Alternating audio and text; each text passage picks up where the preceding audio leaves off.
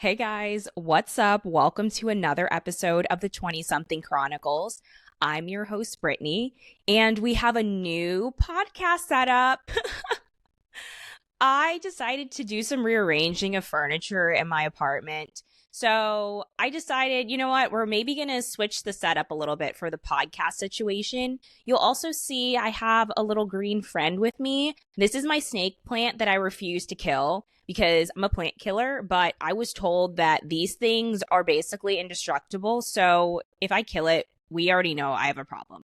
But we're going to send it all the thoughts and all the prayers because I spent way too much money on this thing, so it has to live. Seriously, I probably should have just gone to Home Depot and like a normal person, got the plant, potted it myself, but I decided to go to one of those specialty spots around the corner from me where they would pot the plant for me because I was too lazy and I don't have the best plant knowledge, so I didn't know what kind of soil it needed and the amount of water. So I had somebody else do it and paid for it and then paid for the plant. So you see how the cost is adding up. So because of that, it can't die. I refuse to let it die.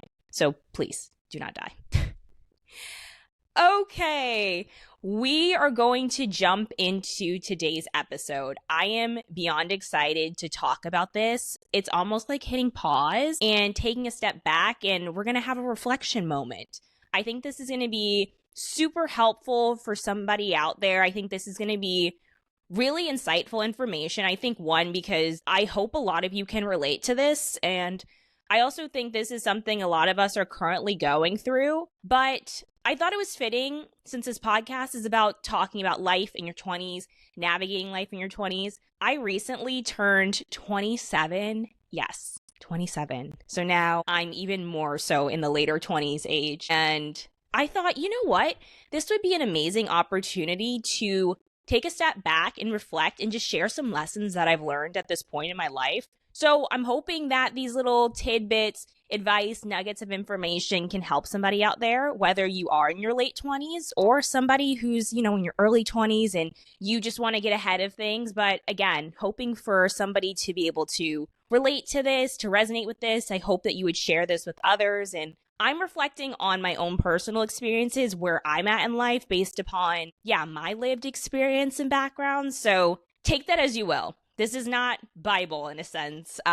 This is me just sharing and pouring out my heart and the things I've learned in my life that I just wanted to share with you guys. So the first thing that I decided to do, and I tend to do this every single time it's my birthday, the day of my birthday, I get up early in the morning and I'll usually journal. I find this to be super helpful for me, one, to kind of ground me in where I'm at in life and to reflect on maybe some of like the victories I've had in life, some of the setbacks, but also to give me perspective on who I am as a person right now. I think it's very easy for us to negate these huge milestones in our life and really reflect on who we are as people at this point. It's amazing to do the fun birthday celebrations and all that stuff, but I also think it's important to do that self-reflection work to figure out, okay, I am blessed and fortunate to be here for another year. What is this year going to look like for me? What is it going to entail? So I landed on 10 takeaways and just a few pieces of advice that I ended up journaling that I wanted to be able to share with you guys. So I think we're just going to jump right in.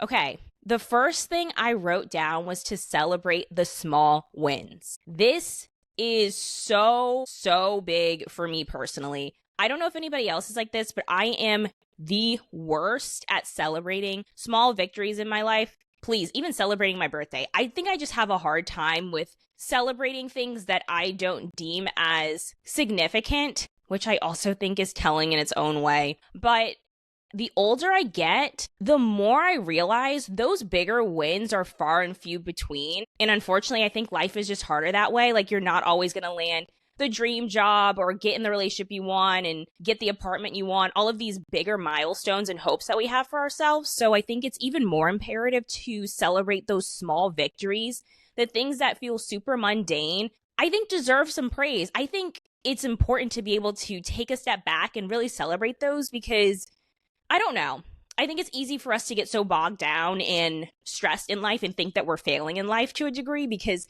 these bigger aspects are not working out. But you have to take a moment to say, wow, okay, what does a smaller win look like for me? I think number one is that I got up early and I went to the gym. That is huge. That is a huge thing to be celebrated. Or, you know what? I killed it on that presentation at work today. I think taking a step back and really celebrating those smaller wins is something that will help you mentally in the long run. And I say that as somebody who is actively trying to work on this. I'm really, really bad at this. And I don't know. I think maybe some potential solutions and things that I'm trying to think through of recognizing these smaller wins is when small things happen, write them down. I remember at my previous job, something that my supervisor really encouraged me to do at work was any single time I had a win, she's told me to write it down right in that moment because it's so easy to forget. And then I could have that list of wins and then take that with me into my next review with her. And I think honestly, that can really be applied to your life as well. Maybe if you have short-term memory like me, because I get stressed very easily and even forget that I did something amazing because I'm thinking about the 20,000 things that I did wrong in a day. When those small victories happen, make a mental note of them or either physically write them down. That way you'll be reminded and be able to look back later at night or maybe the next day to see maybe my day wasn't as crappy as I thought because I actually did have this small win. So I would encourage you, celebrate the small wins. Next on my list is don't let your past dictate your future. This is a big one, and I don't know if there's a simple solution for this because I think we're always actively trying to fight against whatever we've carried from our past or maybe assumptions we've had about ourselves because of our past. So I think for me, this is something that I continue to actively work on. But I really think I wrote this down because it was more so acknowledging the fact that you can't let what has happened in the past hinder you from your future, whether that is a physical blockade, a mental blockade. I think about something maybe like more specific for me would be in the past, I feel like because I was a shyer kid growing up and more reserved, it is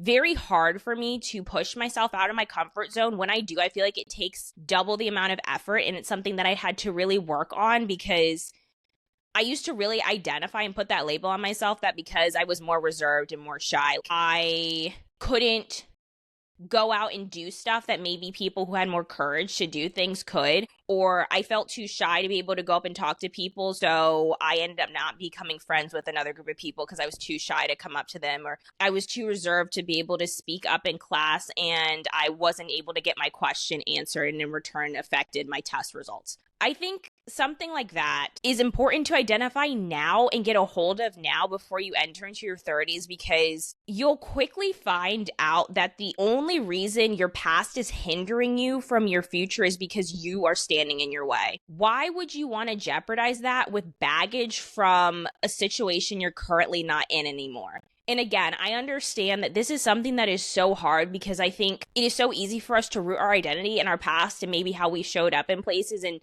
a lot of us are actively working through maybe past experiences that have creeped their way into our present life. And we don't want those to be in our future. And, you know, we find solutions to that, of course, through therapy or talking with friends and family.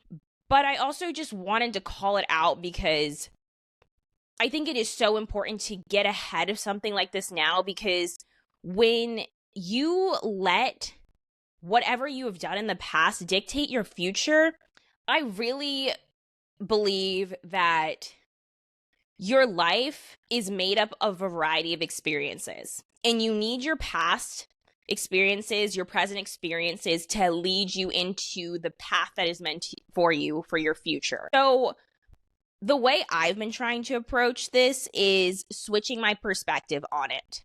I remember my mom would always tell me something when I would play this what if scenario in my head, that because I didn't do something in my past, it affects my future. If I just had applied for this college, or if I just talked to this person, then maybe my future would be different. Maybe I'd have a different outcome than where I am now.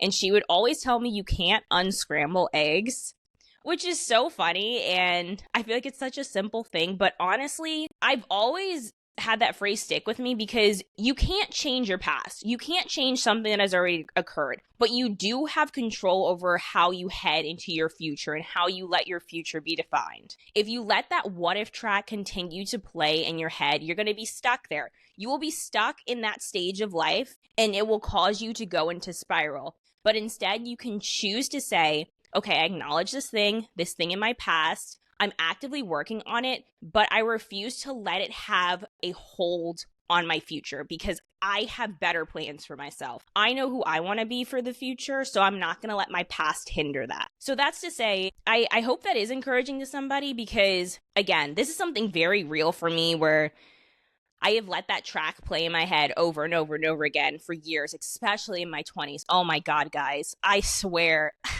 The What If track was on full blast, repeat, all throughout college, all throughout my mid-20s, because I was continuing to compare my experiences in life to the people around me. And I thought because I didn't do certain things or have different experiences that my life needed to be on a certain track that others had. And that doesn't even make sense because my life is going to look different than somebody else's because we all have our unique experiences and lived experiences of life. So why would I think that comparing my experiences to somebody else would get me to their same endpoint?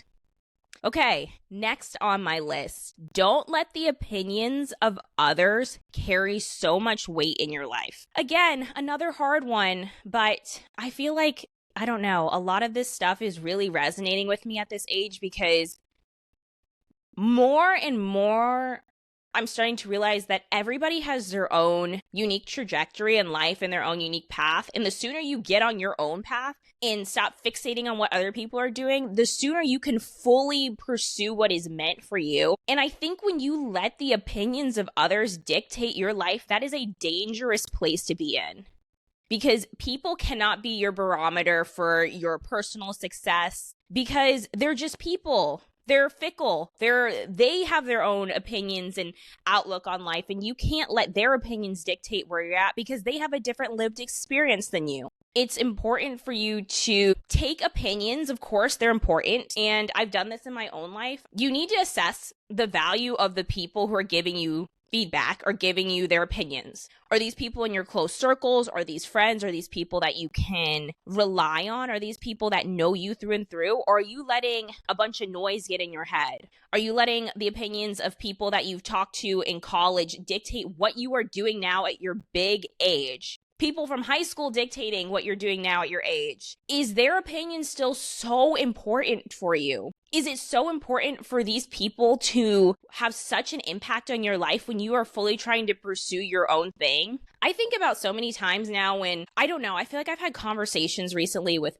friends and it's so crazy to me how we can still be talking about what people are doing from college, from high school. Like, why does that matter? Why does it matter what whatever person is doing that I knew in college at this point when they're married and have kids? Like, I don't know why we care about this stuff anymore. I don't know why we get such a high off of comparing ourselves to other people and really valuing their opinion on us. It's such an interesting thing. And I mean, I get it. I think the reason people's opinions are so weighty now is I think it's social media. And honestly, I think social media has ruined this for us. I think we all get the best images and best reels of people's lives that we know. And we take that and we compare it with our worst parts of our life. And then we're sitting there spiraling, trying to figure out, okay, why doesn't my life look like this? I don't understand. And I think that's why. But don't let the opinions of others carry so much weight on your life. Pursue what you want and don't let others' opinions stand in your way. We're too old for this, quite frankly. I feel like there should almost be an urgency, particularly, I'm talking to my people who are in our late 20s. Like, we don't have time anymore. We can't afford to lose any more time and halt any more of our dreams and plans for ourselves. Now is the time to do that. Do not let somebody else's opinion dictate what you want to do with your life. We have to move with urgency. Now is the time to do this. At some point, it has to be cut off. We have to stop comparing. We have to stop letting opinions of people affect who we are as people because we're never going to be able to fully pursue the things we want to you. You're going to be sitting on your couch looking at people on social media saying, wow, if I only had just done this, if I had the courage to step out and do this. I'm encouraging you now. Doesn't matter what anybody else says about you. If you want to start that business, start that business. Okay. The next thing on my list, number 4, happiness is a choice. This one took a very, very, very long time for me to learn. And I don't know. Once I realized that you have control over your own happiness, it really reframed my entire perspective on life. For so long, I used to really view my success almost in metrics that if I got X, then I would be happy. If I was able to achieve whatever I was searching for at that time in my life, that was how I deemed happiness. So in high school, I felt like if I did well in school, if I got good grades, then I would be able to get into the college I wanted to, and that would make me happy. Or if I tried out for this school play and it ended up getting a role, then that would make me happy. If I was just able to land this guy that I was interested in, then that would make me happy. And you know what? Newsflash, I realized whether I got the thing or not, I was never fully happy because I felt like I was continuously on this hamster wheel, searching for happiness, searching to be happy. And I just felt like I was stuck in a loop that when I would get one thing, it wasn't enough. Or when I wouldn't get the other thing, I would fixate on it. I would continuously fixate to try to figure out, okay, how am I able to get this thing that I want? And once I'm able to get it, then I will be happy. And I don't know. I specifically want to talk to my girls out there because we tend to do this a lot from a relationship perspective. We really fixate on saying, if I can just land this guy, if I can just get into this relationship, it's going to solve my problems. I'm going to be able to be happy because I'm not going to be alone anymore. I'm going to have somebody to go on fun trips with. I'll be able to relate with all my friends and we can hang out in our little couple group. I won't feel so isolated. I will finally be on track to be able to get married because all of my friends are married. And I get it. I really do. And for so long, please, I was right there posted in that camp with you, for real. But I think life has a way of humbling you. In the sense that you're not going to get what you want all the time. You're not going to be able to get the things you want when you want them. Most of the time, that happens. I have too many times have said, just wait until I turn 23, then I'm going to have this once I'm 25. This didn't happen for me. None of this happened. I did not get the things that I was like, man, once I'm able to do this, then I'll really make it. No.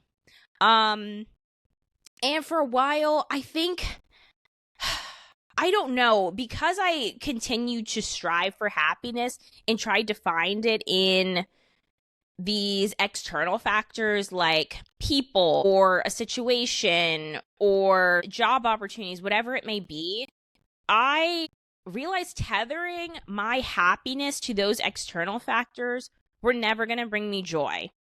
It was never going to bring me joy because that's out of my control. It's completely out of my control. And me trying to place my happiness on something that is on unstable ground, it leads to disaster. So of course, if I'm saying I'm only going to be happy if I get a boyfriend at this time and I don't, then what? What am I supposed to do then? So I feel like for me, I really decided that at a certain point in my life, and honestly, I think maybe in full transparency, I think I had a moment like this 2 years ago. I ended up moving somewhere for a job and I had all these preconceived notions in my head that I was going to land a job in a city where I was finally going to be able to thrive successfully and find this friend group that I was looking for. And I ended up going for a job that was not going to offer me any of those things because I was more focused on my career. And when I got to this job, I liked the job a lot, but I realized I was in a location. I was living somewhere that honestly, guys, there just weren't a lot of things to do, like socially. It was a smaller town. And because of that, I had a big wake up moment where it was like, man, I've landed this job that I really wanted, but I don't have these other external factors that I've really been seeking for. And I thought this job was really gonna fulfill that and make me happy. And I don't know. I realized, okay, well, what do I do now? I don't have any control over these situations of trying to meet people or maybe like experiencing this dream life in my mid-20s and living in a big city. I didn't have that at that moment. What I had was living in a small town and working a 9-to-5 job. And what are you going to do about it? So I decided in that moment to make a choice that my life would not be dictated by external situations, but I would choose joy for myself. I would choose happiness for myself because that is something I had control over. So I decided to actively do things that would bring me joy. So that was me building routine for myself. I would get up early in the morning and I would work out. Moving my body provided me joy. It provided me happiness because I was healthy. I was able to get out, meet some of my goals that I was looking for.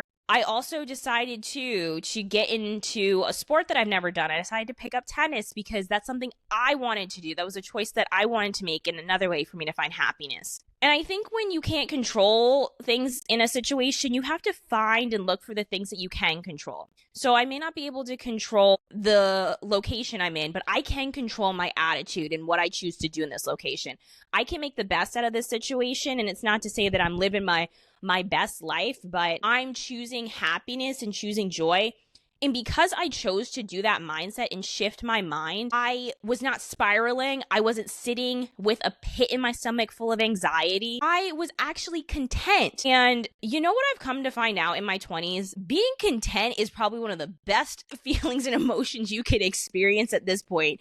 When you are finally at a place like, I may not be fully happy or be, enjoying the situation I'm in, but I'm content with who I am as a person. I'm content with where I'm at in life. That is a win because that means you have control over your emotions. That means I am able to dictate where I'm at in my life right now. So I viewed that as a victory. Okay, next on my list, have the courage to be brave. Yeah, this was an interesting one that I wrote down.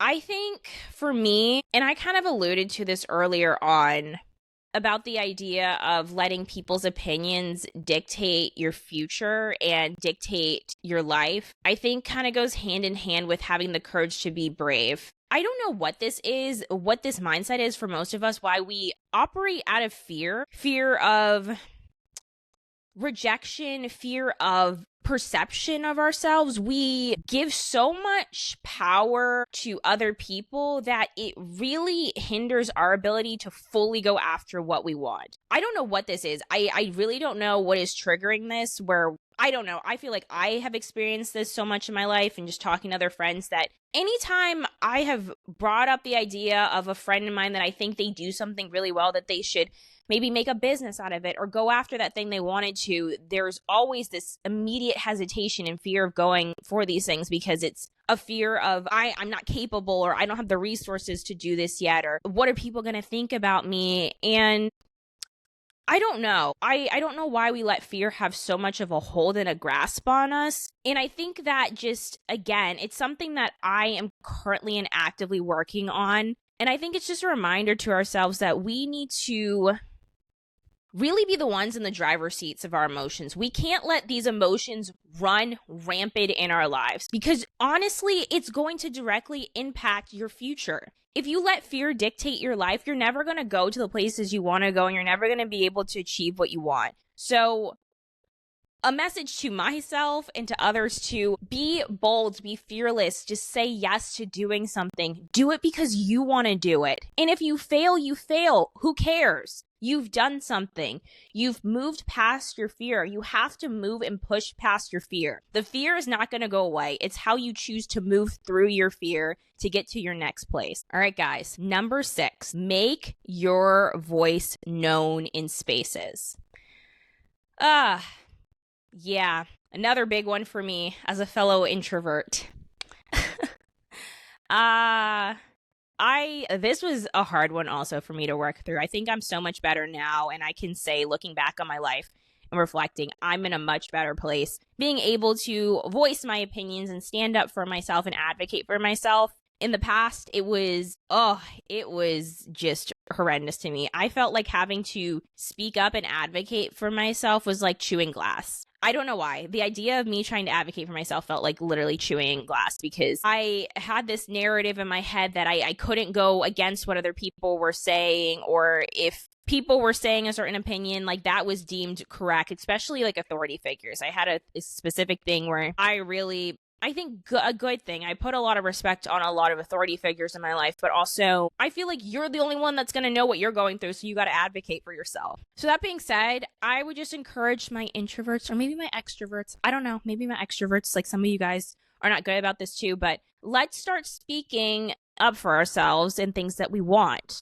I think this can look different in a variety of situations. I think most of us are working now at this age, and a lot of us, I already know, are in situations where we're maybe in a workplace and maybe something has happened or you don't like something and you're on the fence about, okay, should I voice my opinion on this? Let it slide. No, I think we need to start advocating for ourselves because nobody is going to know that you're suffering in silence. Only you. So you got to speak up for yourself. I think we need to have the courage to start speaking up for ourselves. And I think it's important to say this now, and particularly maybe for those of you that are a little bit younger, learn that your voice has power.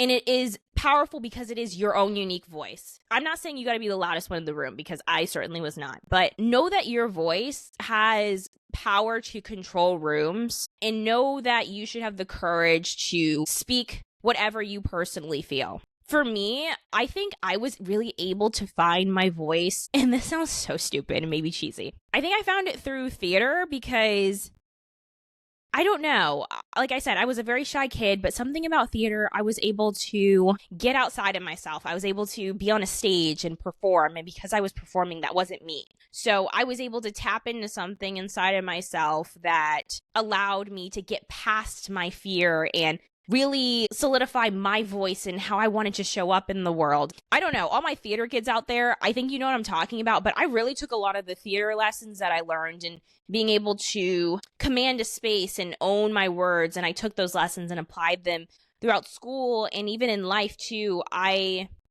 would honestly do this thing in my head where I would trick myself into saying that this is a performance. This is not real. I'm performing. And that's how I got past it, honestly. I'm being like very for real.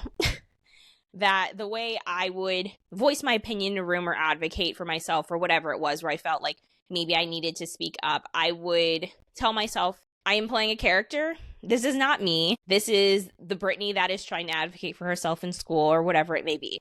So just learn that your voice has power and your voice has weight. And with a lot of noise going on in the world, don't let that diminish your voice. Speak and use your voice. And I don't know, there's something cool that happens when you're able to fully feel confident in owning a space and knowing that your words have weight. Okay.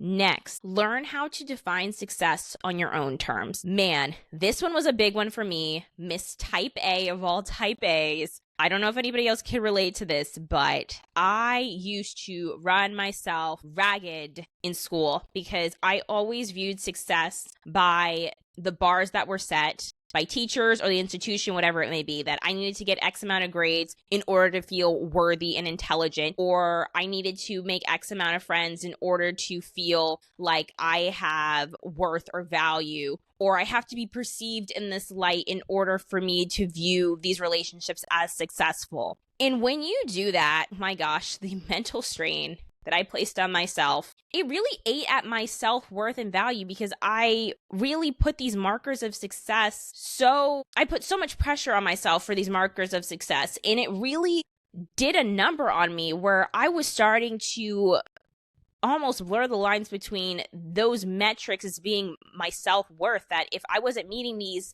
goals and these bars and these expectations, that I myself was not good. I myself was not worthy. I was not intelligent, all of these things. And for the longest time, like, this would eat me alive.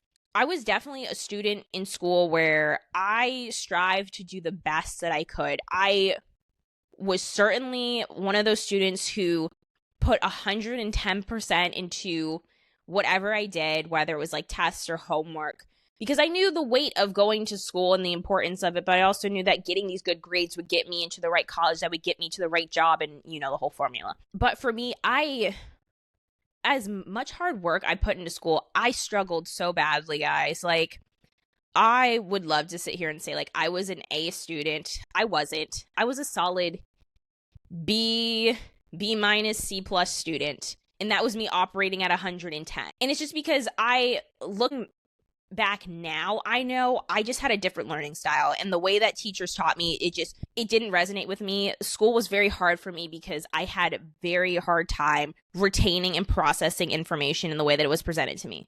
But that didn't matter at that time. I didn't know that about myself, so I was just like, well, I must be dumb because this is not making sense to me, or I've studied for 6 hours for this thing, like why isn't this clicking for me? And I would put so much weight on these tests, and even in college too, I feel like that just got even worse too in college, of putting so much weight on my grades and knowing that I had more in me, but it just wasn't adding up in my brain. I couldn't excel more in that. So I let that define me. I let that define me for a long time. I let it define me from an academic perspective, also relational perspective, that I had friends getting into relationships at certain times in my life and I wasn't. And that really would eat me alive because I was like, something's wrong with me. Why am I also not getting into relationships? There must be something wrong. And I'm viewing that as another form of success for other people, that they're having these experiences and able to do that and I'm not doing it. So what's wrong with me? But I'm also realizing now, I was so focused on the negative of the things that I was not doing well that I was quick to negate all the things that I was excelling in. And it was the things that maybe were non-traditional. If we take a step back, the person that has control over your success is you. How do you deem your success? Because for me now at this age, I'm viewing success as different. I view success as I'm a good friend. I am there for my friends. I am reliable. I'm consistent. I'm a good worker. I show up to my job on time and I do what I need to do. I am pursuing the things that I want to pursue. I said I wanted to pick up a new sport, so I went out and learned how to play tennis. These are the ways that I'm viewing success because I'm not going to let society dictate that for me. Or people, or situations, or external opinions. I am going to define success on my own terms. All right, my next one. Be intentional with your time and your energy. This is another one that I wanted to call out for all of my go-getters, all my people out there that are stretching themselves a little too thin. I know we want to be out there doing all the things. I know the messaging is to go out there, hustle, grind, do what you got to do, make the connections, meet all the people. But I also think we're going to run ourselves rampant and burn out quickly. I think that's a different mentality too. And that's the distinction maybe between being in your early 20s, mid 20s, and late 20s. I think in your early 20s, you're kind of on autopilot just to go, go, go, go, go. You need to pursue what you need to do in college in order to get the job that you want. You're doing internships. You're on autopilot doing your homework, writing essays. And then you get out of college and then I think you're just scrambling to find a job and then you're trying to do really well on that job, but you're also trying to balance finding an apartment, living on your own and managing your finances. And then I think you get into your late 20s and something kind of clicks in your brain to say, okay, I still want to hustle and grind. I do.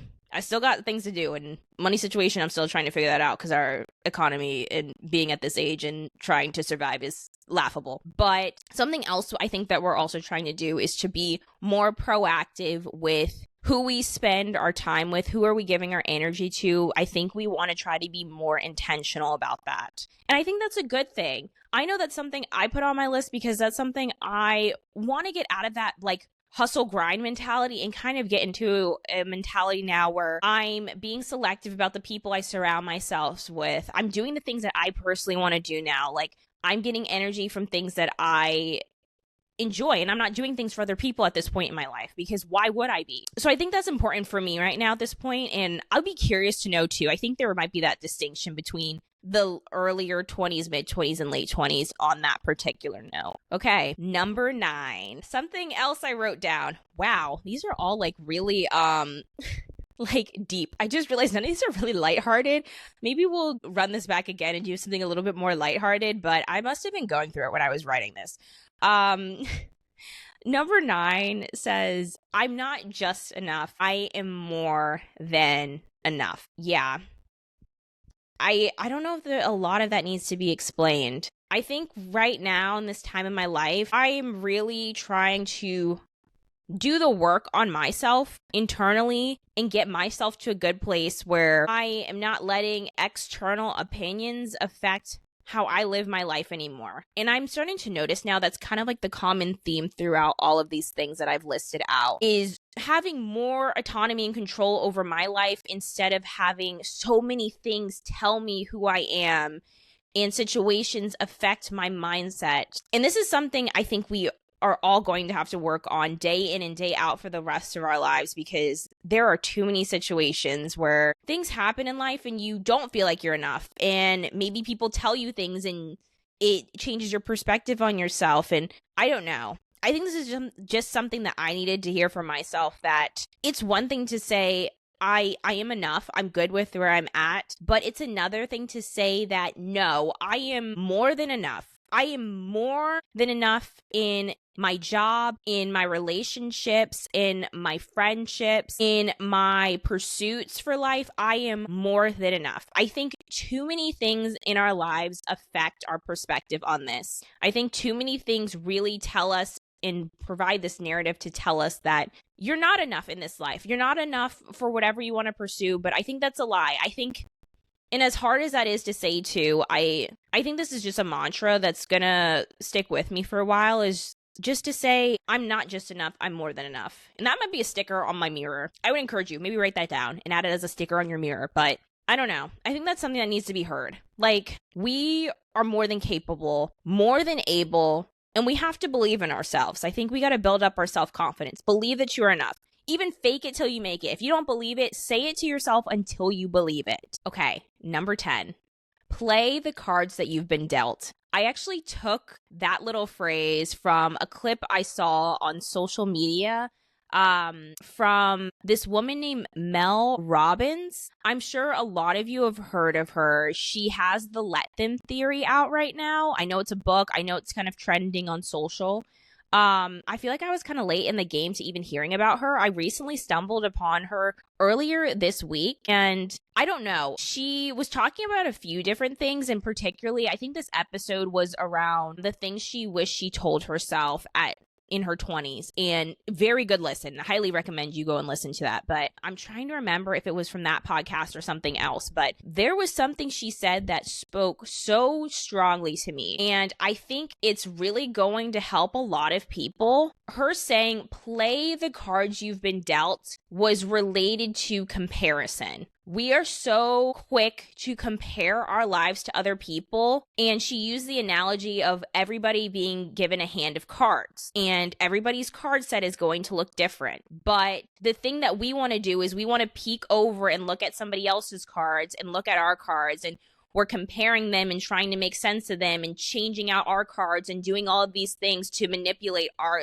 deck, essentially, when in reality, that's not going to help our gameplay. That's not even going to make sense for our situation. Our best outcome is to play the hand that we've been given, because this is your hand. We can't play somebody else's cards because those cards are not meant for you. And I just love the idea of that analogy of, whatever may be in your hand, per se, that metaphorical deck. The combination of the good, the bad, your past, your present, how you relate to people, your job, whether you are introverted, extroverted, whatever it may be. Maybe you've gone to college, haven't gone to college. Maybe you're pursuing your dream job right now, or maybe you're stuck at home. Whatever your cards may be in this moment, you need to play the cards in your hand because they are uniquely yours. And you're the only one that can play that deck. And I think that is so powerful, because I think we are so quick to discard our experiences and what makes us uniquely us. And we're quick to forego those to exchange with somebody else. But we've heard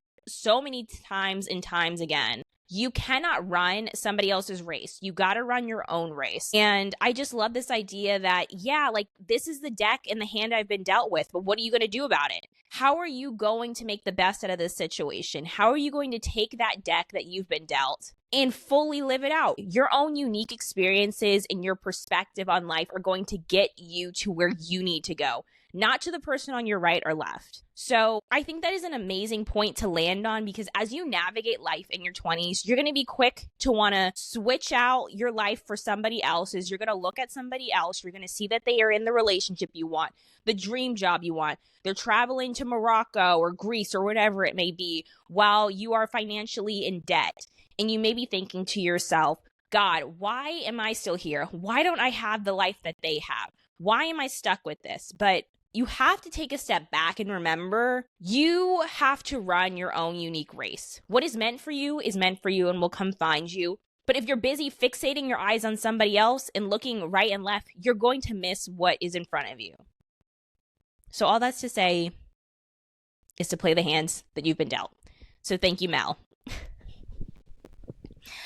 All right, guys, that is all I have for today. Thank you so much for tuning in. Maybe the next episode we'll keep it light. I don't know, but I'm also a deep girly, so it is what it is. You get what you get when you listen to me. But maybe we'll try to mix it up and do like a fun list, but I don't know. I was having a reflective moment after my birthday, and more than that, I'm just really hoping that this help somebody out there. Maybe you relate to this. Maybe you needed to hear it. And just know that you're not alone in this, and we're all actively working to better ourselves. But this is just the pieces of information that I've gathered in my 27 years of living. All right, guys. Well, make sure you like, subscribe, and I will see you guys in the next episode. Bye.